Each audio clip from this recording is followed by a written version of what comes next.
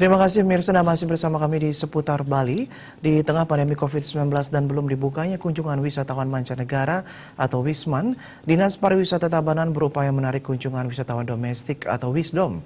Upaya tersebut dilakukan melalui 5 strategi.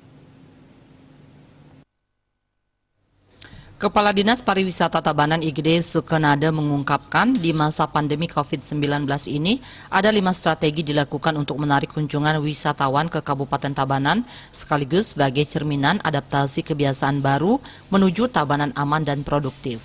Strategi tersebut yakni menyangkut inovasi yang salah satunya dicerminkan dengan mengantongi sertifikat tatanan kehidupan Bali era baru atau sertifikat menuju Tabanan aman dan produktif.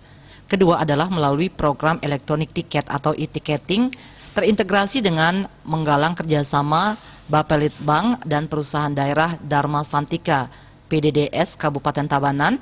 Ketiga, membangun city tour wisata. Keempat, melalui promosi virtual dan daring.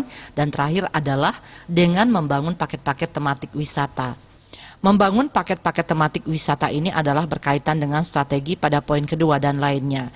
Pihaknya saat ini masih menggodok paket tersebut dengan menyuguhkan beberapa destinasi untuk dikemas, diantaranya paket wisata one day tour atau long day tour.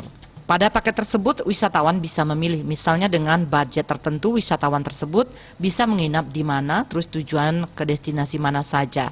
Saat ini pihaknya masih mengkoordinasikan itu. Di sisi lain, pihaknya tidak menampik jika strategi tersebut kembali pada manajemen pariwisata secara menyeluruh, karena tidak mungkin pariwisata tersebut berjalan tidak secara holistik. Sebab kebijakan pusat sangat mempengaruhi kebijakan yang ada di daerah, termasuk di Kabupaten Tabanan. Sementara itu, dari total 25 daya tarik wisata DTW di Kabupaten Tabanan, saat ini 8 DTW yang belum kembali beroperasi pasca new normal. Kondisi tersebut disebabkan oleh sejumlah faktor, misalnya untuk di Museum Subak. Meski sudah mengantongi sertifikat tatanan kehidupan Bali era baru, Museum Subak belum kembali beroperasi karena masih tahap renovasi gedung. Selain itu, untuk DTW lainnya, dari evaluasi yang dilakukan mendapatkan hasil sejumlah DTW yang harus dilakukan pembenahan di tingkat manajemen terlebih dahulu sebelum kembali beroperasi, dan juga mengacu pada masih tingginya tren penyebaran COVID-19 sehingga sejumlah DTW ini belum berani untuk kembali beroperasional saat ini. Sebab itu saat ini ada 8 DTW yang belum mengajukan permohonan sertifikasi.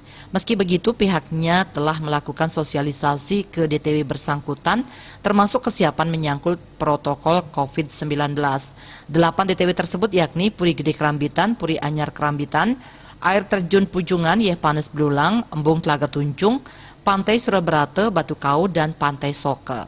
Manik Bisnis Bali melaporkan.